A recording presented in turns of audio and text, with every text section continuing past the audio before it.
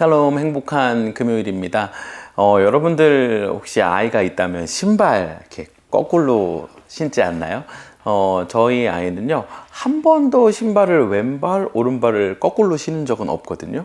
그런데 이 티셔츠를 앞뒤를 맨날 거꾸로 입는 거예요.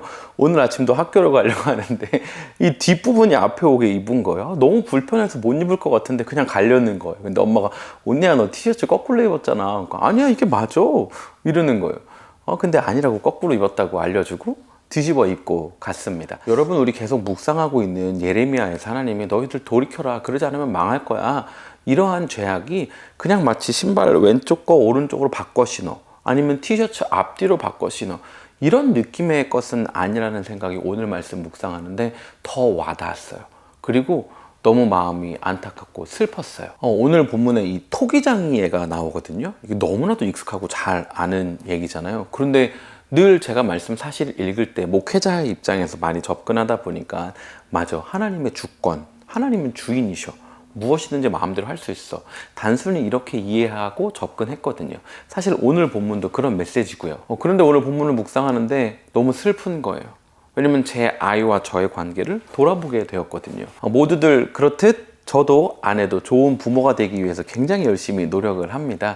그래서 무언가 실수했을 때 혼내지 않으려고 하고, 감정적으로 짜증내거나 반응하지 않으려고 굉장히 애를 써요. 그래서 얘가 무언가 잘못할 때는 신발 반대쪽으로 갈아 신어라, 티셔츠 갈아입어라, 이렇게 부드럽고 조용히 얘기하기도 하고요. 아이가 이해 못하는 일이 있을 때는 아주 진지하게 또 따뜻하게, 때로는 긴 시간 이야기를 나누기도 합니다.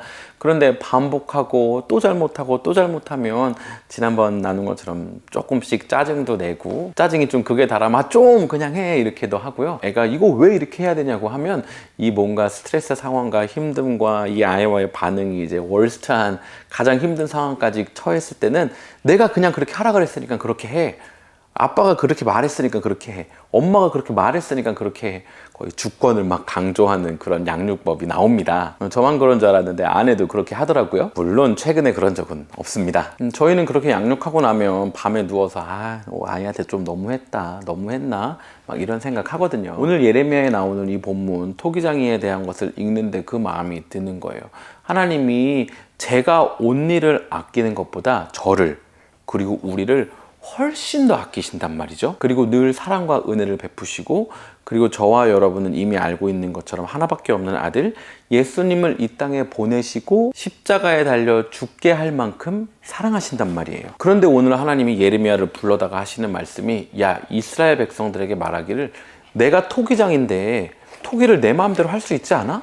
라고 하시는 거예요. 예레미야 본문 전체가 그렇듯이 오늘 본문을 잘못 이해하면요, 뭐야, 그럼 하나님 내 인생 이렇게 만들었다가 좀 망가진 것 같고 잘못한 것 같으면 때려 부시고 새롭게 누굴 또 고르시고 누굴 선택하시고 그 사람 인생을 만들어 가시고, 그럼 나는 뭐 쓸모없는 존재가 돼서 버려지는 거 아니야? 이렇게 이해할 수 있거든요. 그런데 그건 아니에요. 왜냐면요, 우리 인생은 늘 하나님 앞에 늘 실수하고 늘 넘어지거든요. 여러분, 만약 그런 하나님이라면요, 아담과 하와가 선악과 따먹었을 때 더 이상 그들을 세상에 남겨둘 필요가 없는 거예요.